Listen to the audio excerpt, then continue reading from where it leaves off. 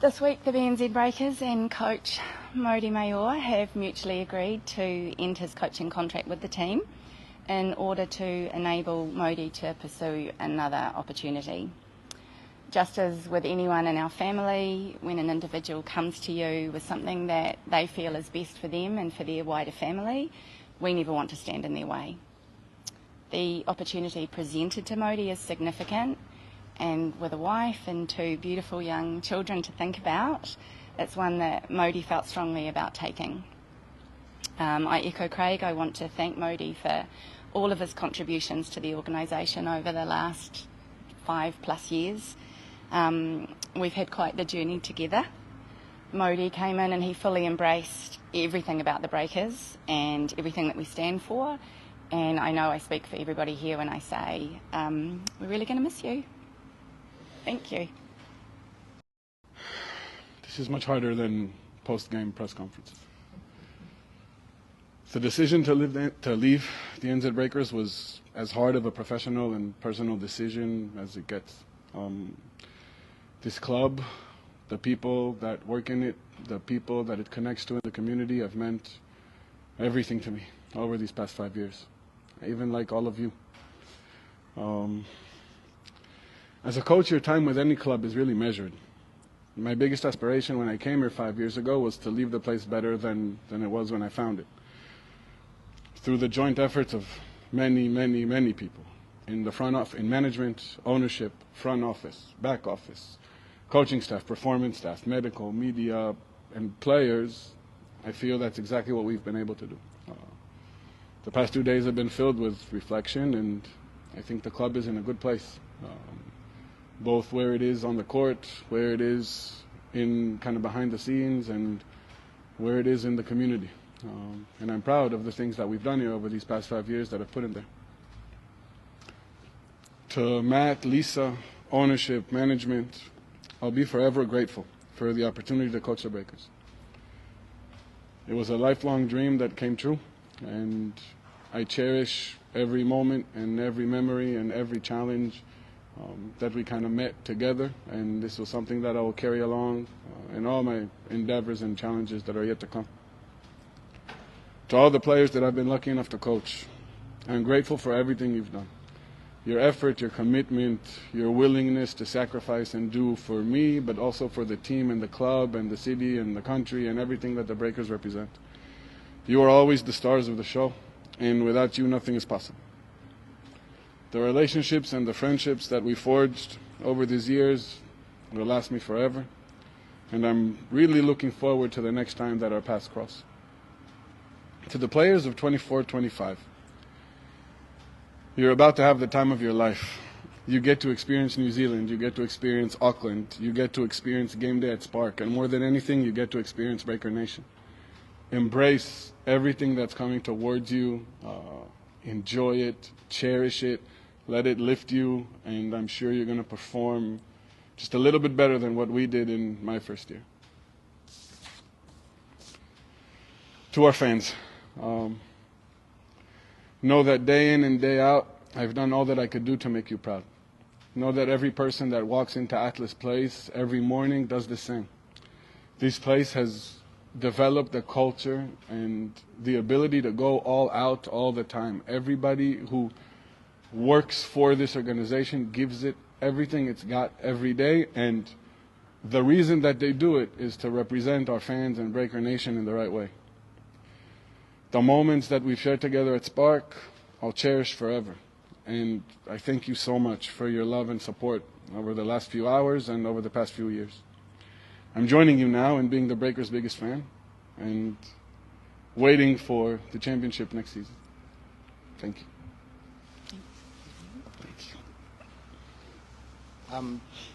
It's well noted, but I'm not sure everyone watching today, listening today, knows the story, so I will ask you to tell the story before we open it up to questions. There won't be one-on-ones, it'll just be top table. You may be leaving New Zealand, but New Zealand is always going to be part of your psyche because your daughter has a Maori name. Could you please tell the story again of how your daughter got her name?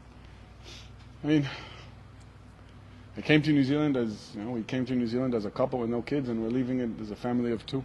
of 4, so 4 beautiful souls and 2 beautiful children. And my daughter's name is Amaya, and Amaya in Mody means the halo that comes off the moon at night. And it's not really a story for cameras, but the short version is that we felt the need to call her with a name that connects her to this place, because this place has been so meaningful to us in way more layers than just basketball. And that's just one of the things that we'll take with us, but certainly not the only one. Right. Thank you, Mody. Questions? Mody, how quickly has this all played out? When did you first get an offer from overseas, and how quickly? What day is it today? I'm serious. What day is it today? Thursday. 2, 3 days, 3, 4 days. Right. So at the start of the week, you were all sit here already, still planning for next season, and it's played out that quickly. Basically. How difficult was it to walk away from this place, no matter what the offer is from overseas? I said at the beginning, it's really one of the hardest decisions I've ever need to make. On so many layers, my sweat is in this floor, and I love everything that this organization stands for, and I was extremely excited about the things we were going to achieve in the next season, and leaving all that behind, and saying goodbye to the place, but also to the people, and yeah, really, really hard. But part of being an adult and part of being a coach is making hard decisions, and the hard decisions are only those that you face when there's 2 good options, or 2 bad ones for that matter. But this is definitely a situation where there's 2 good ones. And when you weigh everything together, that's the decision to leave is the right path for me, it's the right path for my family. Know that a big part of the reason that I could make this decision is have the utmost confidence in the foundations that this place has now. With Lisa at the helm and everything that goes on behind the scenes, this is nothing for them to kind of overcome. There's enough time to put everything in place and step out to the next season strong, and I'm sure they will. How much of it is, I mean, I'm sure the offer is great in terms of the numbers, I don't really care about that, but how much of it is to help you grow into ultimately being, I'm assuming you want to be an NBA coach, like is this part of that path? I mean, my path is not, or my goals in my career are not to coach in a certain place. If you're asking kind of on my personal trajectory and my personal goal, then it's to kind of master my craft. It's to be the best coach that I can be. That doesn't matter if I coach here or in Japan or in the NBA or in college. The goal is to master my craft, and when you go into a different environment that you meet different challenges, then it definitely helps you become better, it challenges you, it stimulates you in different ways, and it's definitely part of the reason I'm embarking on this. We'll pass it on to the others after this, but Lisa, where does this leave things for next season? Obviously you would sign players, I'm assuming, under the proviso, well, they thought that Mody was going to be their coach, so have you been able to speak to those players, and have they all still got the buy-in to come here? Yep, all players have been spoken to, absolutely, and like us, they're excited for Mody and for what this opportunity presents for him. However, they are committed to the Breakers organisation. Not a single person has indicated anything different. As Mody said, you know, when you sign here, you come for the whole package, and that includes, you know, the floor that you're sitting on, the people that are sitting here, and the people that will sit here in years to come. And would you have a preference over a New Zealand flavour coach or global search? Or? For me, it's about the right person. I have no predisposition to who that may be. It needs to be the right person that fits our family and that's going to be able to put a winning team on the floor. Coach, Thank you. how are you? I'm okay. How tough was this? Yeah, fairly. Like a hard breakup. How have you dealt with breakups in the past? Not a very attractive individual, so I don't need to deal a lot with those. So, I'm learning. How much temptation was there to stay here, given what you had gone through, and I'm sure what you still want to go through? A lot. And Basketball's so dynamic. You never know what happens in the future, but I truly love the Breakers. And walking away from that is tough. And I've also been in this business long enough to know that that's very rare. You know, for most people, they come to work. Doesn't matter if it's in their media company or their basketball team. Oh, it's their job. And this place is everything but that. So, yeah, it's a challenging day, but an exciting one at the same time. What state do you feel you leave the organisation in? Well, much better than I found it, I hope.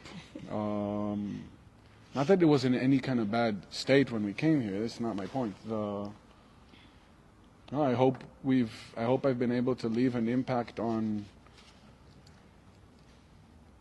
the way we progress on the magnificent legacy that the Breakers had before.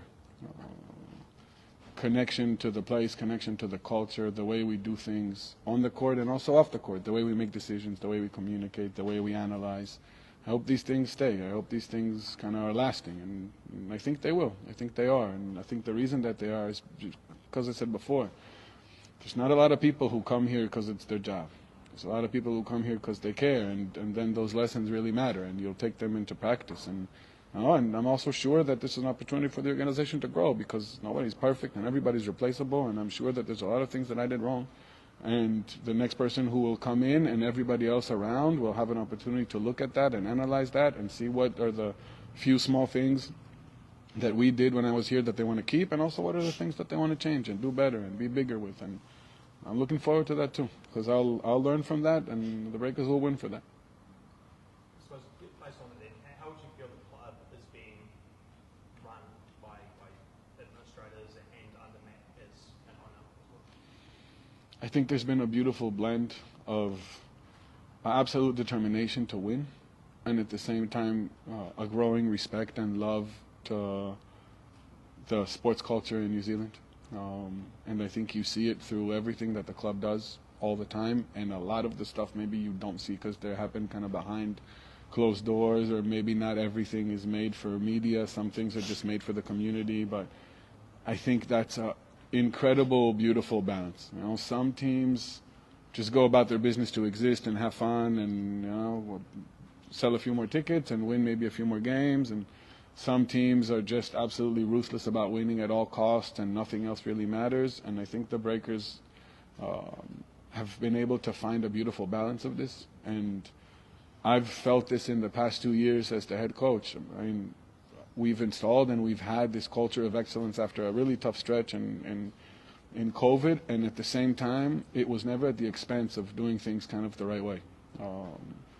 And that comes from the top, and that doesn't come from the bottom. You know, you go at any organization in any kind of field, if the top is not like that, it doesn't go down. So I've been grateful to work in this kind of environment. This kind of environment really fits me, and I think that's been a big part of why I was able to be myself, being kind of in this space. And I only hope I'm lucky enough to be in an environment like this again. Just lastly for me, a few of your players have already left the club. Will you be on here in a few months? Good question. At the first moment, no. They've all embarked on very good kind of next steps for them. They've all gone into kind of the right trajectory, whether it's playing golf. I mean, if I can get Tom back and he's willing to play for another club, but in reality, they've all taken really positive steps forward. And this has been such a big part of who the Breakers are. You come here and you grow, and you get more opportunities and better options, etc. Also, the nature of where I'm going is a little bit different, and I still have a lot of studying to do, and I still need to understand exactly what building a team in a different environment kind of looks like. And I think it'd be really dangerous to just go copy paste and think it works. Obviously, as you mentioned, you came here as just you and your wife, and you've grown a family since coming here. How is it going to be like such a massive adjustment in a new environment, new country? Man, I don't know. The reality is that over the past few years, we've spoken about this a bunch of times. Anywhere we would have gone after here would have been really tough. I mean, there's no place like Auckland. there's no place like the North Shore. Rely on strong connection that the nuclear family has. Be there for each other, support each other, and try and do the best of giving our children the tools to overcome challenges and to handle kind of the things that life brings to you. And maybe it's a good thing that they don't think that everywhere in the world is just butterflies and sunshine and flowers and nice people, and maybe they need to experience also some other things. And have any of the players personally texted you to say good luck? Everybody's reached out. Almost everyone. A few phone tag moments, but other than this, everybody's reached out. Everybody's been supportive to the extreme. Probably talking to Alex McNaught was the highlight of my day, and yeah, it's been real. On a slightly different note, obviously looking at these trophies right here, are you feeling a bit disappointed that you couldn't add one last year? I feel very disappointed that I wasn't able to add one at all, and that's definitely not something that kind of goes by. Yeah, I wanted to leave this place better than I found it, and that was very important, but I also really want to win here.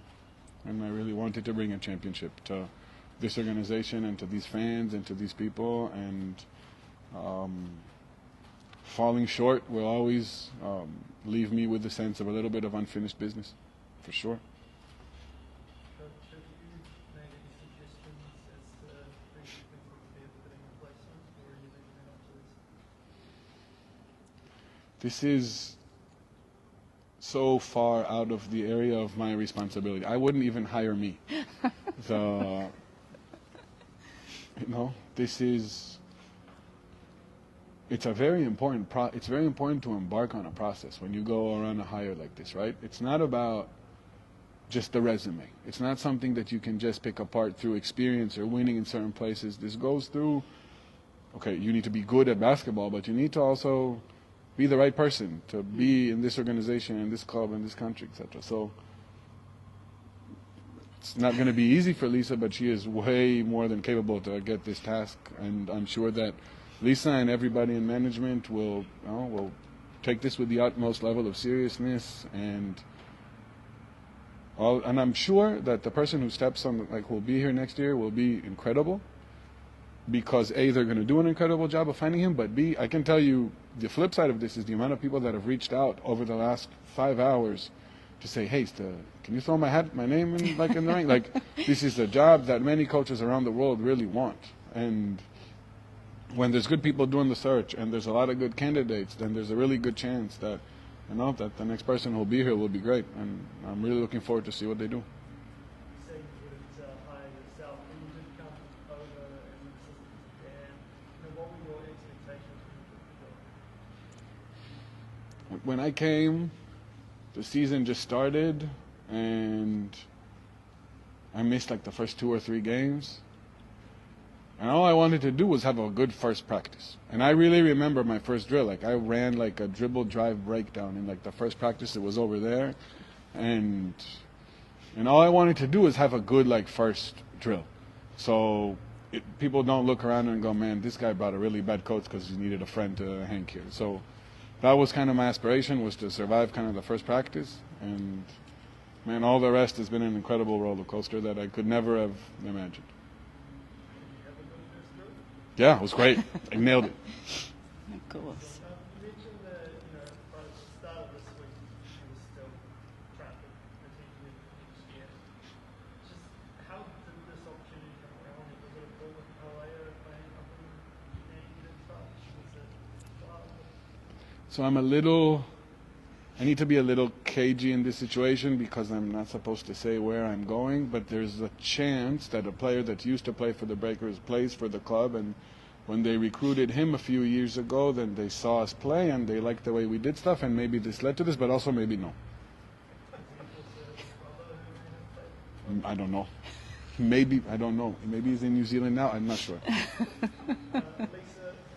where does this put the club in terms of putting a team together? Do you still try and recruit guys while you're looking for a coach? I'm sure you still have a list of players you try and bring in, or do you put that apart for a coach? No, business as usual. Everything carries on. The thing, and Mody touched on this as well, is nothing is a soulless decision here. We're a team. We do all of these things together. So we'll continue building on the roster that we have already built. Obviously, the search for a head coach needs priority, but not to leave anything else behind. Yeah. Do you think it'll be any tougher to convince guys to sign to you as a coach, or will they think they'll be able to? I think, again, most people that come here come for the whole experience of the Breakers. You know, is it different without being able to say who your head coach is? Of course it is. However, I think, as Mody mentioned, we're very fortunate that this is a much coveted job. There are people already reaching out. I'm pretty confident that the search, it won't be hard to find people. Yes, we need to make sure we find the right people, and that's going to be the focus. I'm going to end it there. What's the time frame on when you want to have someone off the boat? I don't want to put a time frame on it because it needs to be the right person. The fit has to be right, and that's what the focus is. Do you feel like you have to scramble a little? No, I don't want to. I don't want it to seem like losing Mody or Mody moving on is not significant. It is. However, we work as a team. There is still people around that are able to continue things moving forward, and you know that's what together we've made sure we've created. And Mody, how do you think you've grown as a coach since you've got here to London? How do you think? You mean in what ways? Yeah, how far do you think you've come as a coach since you started to where you are now, and in what ways? I mean, the growth has been significant in so many factors and in so many areas. X's and O's wise, there's been the exposure that kind of NBL has and the level of coaching that you play against made me grow and change and kind of challenge the way I thought. The way I teach changed significantly through different coaches that I've kind of had the chance to work with.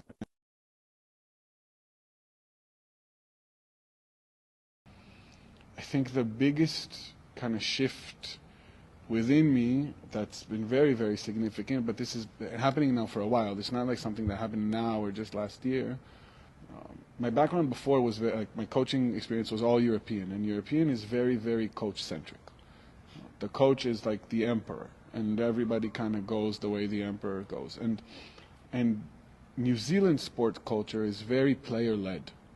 You know, the nature of, I mean, at the end of the day, in reality, the nature of what a rugby pitch looks like and the way a coach can kind of, how you can communicate with players that are so far away and stuff like this has led to a culture where your team captains and where they stand and the voice that they have within the team is extremely significant. And I've come to truly believe that a player-led team is much stronger than a coach-led team. And that's a massive philosophical kind of transformation that I wouldn't have gotten any other place, and I am extremely grateful to have been exposed to this in maybe kind of the bedrock of this theory and philosophy. And you know, I kind of laugh when you watch like the NBA playoffs now, or you kind of look a little bit at the NBA and people are talking about like this player empowerment movement that stems maybe from different places, contract and stuff like this, but at the end of the day it's really the same. You're seeing coaches becoming secondary to leaders on the court, to players who are leaders, and New Zealand has done this in the most beautiful way and in the most empowering way, and I've been lucky enough to be thrown into it, and I've been lucky enough to have Tom as my team captain to show me the way, and it's definitely a massive learning that I'm taking with me everywhere. Excuse me? How's your Japanese? Konnichiwa. It's kind of all I know now. His Kiwi slang's pretty good though. Yeah. Yeah, nah. Yeah. Can I just ask, obviously there was a year left on the contract. Yes. You guys come to terms with that, like any arbitration needed or Family supports family. And when Mody came to us with an opportunity that he'd obviously thought through and felt was going to benefit him, there wasn't a question. I'm happy with? how it was dealt with? Yeah. I'm grateful. I know that my decision to leave is not something that, I know it's something that will bring challenges upon the Breakers and challenges upon kind of the short term and the long term, and their willingness to embrace those challenges and knowing that they're fully capable of handling them, but there's the willingness to embrace them while supporting me is something that I do not take for granted. I know this is special. This is not how the world always operates. Their willingness to do this for me is something that I'll always cherish, and I'm really grateful for.